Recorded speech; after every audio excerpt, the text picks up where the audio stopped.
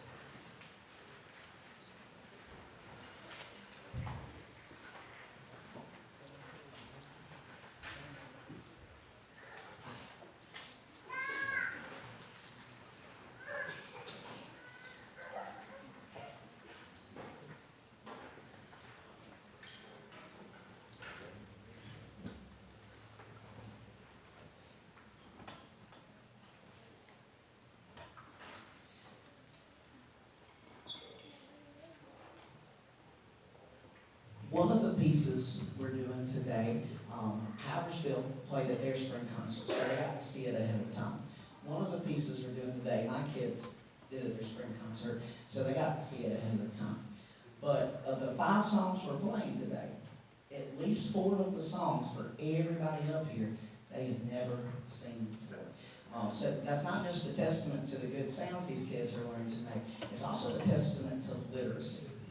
And if you can read music while you're holding an instrument, while you're listening to a band record, while you're playing music, well, that's just great for all the academics. And speaking of academics, even though these guys are in 6th grade, school will be important for them going forward in the future.